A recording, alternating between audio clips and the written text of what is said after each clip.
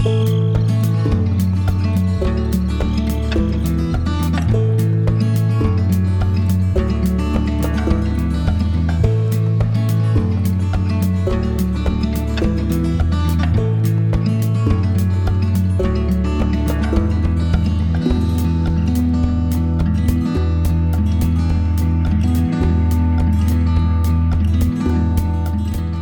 Friends, તમારું સ્વાગત છે મારા કિચનમાં. તો આજે આપણે બનાવીશું એકદમ કાઠિયાવાડી સ્ટાઇલ ભરેલા મરચાં, જે બનાવવા એકદમ સરળ છે અને આ જે છે એ જમવાનો સ્વાદ 100 ગણો વધારી દે છે. તો રેસીપી એકવાર પૂરેપૂરી જોજો અને રેસીપી પસંદ આવે તો વિડીયોને લાઇક કરજો, શેર કરજો અને આવી જ નવી રેસીપીઝ જોવા માટે અને મને સપોર્ટ કરવા માટે મારી ચેનલને સબસ્ક્રાઈબ જરૂરથી કરજો.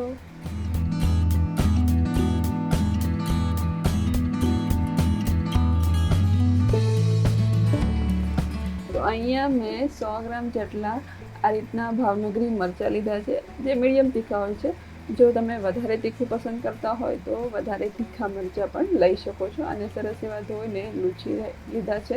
હવે આપણે વચ્ચેથી એને કાપો પાડવાનો છે અને આવી રીતે હળવા હાથે એક સરખો કાપો પાડીશું, જેથી કરીને આપણે મસાલો બનાવવાના છીએ એ સરળ રીતે આપણે એને ભરી શકીએ. આવી રીતે બધા જ મરચાંને એક સરખા આપણે આવી રીતે ચીરા પાડી દીધા છે. તો હવે આપણે એનો મસાલો તૈયાર કરીશું. તો એક નાના વાસણની અંદર 3 મોટી ચમચી જેટલો ચણાનો લોટ એડ કરીશું. આ ચણાના લોટની કચાશ જાય એટલું આપણે એને શેકવાનું છે. એ સરસ એવું ગરમ થઈ જશે ને સાથે સાથે હલકો કલર બદલાઈ જશે. હલકો ડાર્ક કલર આવી જાય ત્યાં સુધી આપણે એને શેકી લેવાનું છે. અને આનાથી જે કચાશ જતી રહે એટલે મરચાંનો જે સ્વાદ છે ને એ બહુ જ સરસ આવતો હોય છે. તો આપણા ચણાનો લોટ શેકાઈ ગયો, એને એક વાસણમાં કાઢી લઈશું. એની અંદર અડધી ચમચી જેટલા સફેદ તલ, અડધી ચમચી જેટલા અજમા, 5 ચમચી હિંગ, 5 ચમચી હળદર, સ્વાદ પ્રમાણે મીઠું અને અડધા લીંબુનો રસ એડ કરીશું. આનાથી બહુ જ સરસ સ્વાદ આવતા હોય છે. સિમ્પલ મસાલા છે પણ બહુ જ સરસ મરચાં બનતા હોય છે. અને ખટાશને બેલેન્સ કરવા માટે આપણે થોડું ચપટી જેટલી ખાંડ એડ કરી છે, અડધી ચમચી જેટલી, અને 2 થી 3 ચમચી જેટલું તેલ એડ કરીશું મોણ માટે. અને સરસ એવું બાઇન્ડિંગ આવે ને એના માટે. જો તમને તેલ ઓછા વધુ લાગે તો તમે ફરી થોડું તેલ એડ કરી શકો છો. ફરી મેં 2 ચમચી જેટલું તેલ એડ કરીને બધી જ વસ્તુને સરસ મિક્સ કરી દીધી. આ રીતનું બાઇન્ડિંગ આવી જવું જોઈએ. અને ત્યારબાદ થોડા લીલા ધાણા એડ કરું છું. એનાથી પણ ખૂબ સરસ સ્વાદ આવતો હોય છે. ઓપ્શનલ છે પણ સ્વાદ સરસ આવતો હોય છે. હવે ધાણાને મસાલા સાથે મિક્સ કરીને મરચાંની અંદર આવી રીતે હળવા હાથે ભરીશું. જો વધારે પ્રેસ લઈને આપણે ભરીએ ને તો મરચાં જે તૂટી જતા હોય છે, એટલે તૂટે નહીં એ ખાસ ધ્યાન રાખવાના. તો જ મરચાંની અંદર જે ફિલિંગ છે એમનેમ રહેશે નહીં તો તળતી વખતે મરચાંની અંદરનો જે મસાલો છે ને એ બહાર નીકળી જતો હોય છે. તો આવી રીતે હળવા હાથે મસાલો અંદર સુધી ભરાઈ જાય એનું ખાસ ધ્યાન રાખવાનું. તમે જોઈ શકો છો આવી રીતે બધા જ મરચાં આપણે ભરી લેવાના છે. તો સરસ એવા મરચાં ભરી લીધા બાદ હવે આપણે એને મીડિયમ ગરમ તેલની અંદર સરસ એવા તળવાના છે.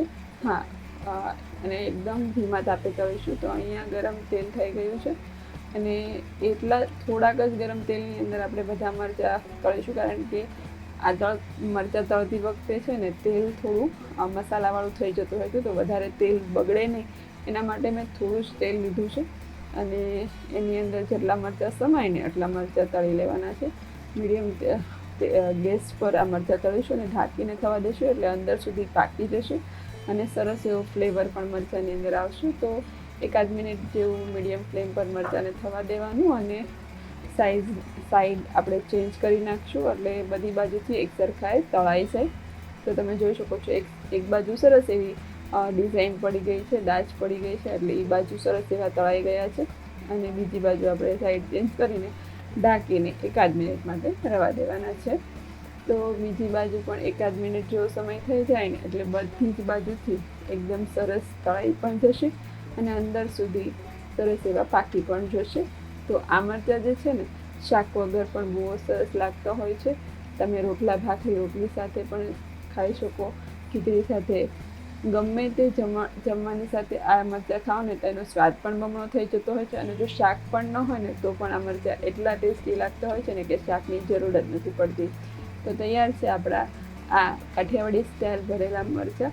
તમને આજની આ રેસીપી કેવી લાગે છે ને મને કમેન્ટમાં જરૂરથી જણાવજો. અને જો આજની આ રેસીપી તમને થોડીક પણ પસંદ આવી હોય, મારી મહેનત થોડીક પણ પસંદ આવી હોય તો વિડીયોને લાઇક કરજો, શેર કરજો અને આવી જ નવી રેસીપીઝ જોવા માટે અને મને સપોર્ટ કરવા માટે મારી ચેનલને સબસ્ક્રાઈબ જરૂરથી કરજો.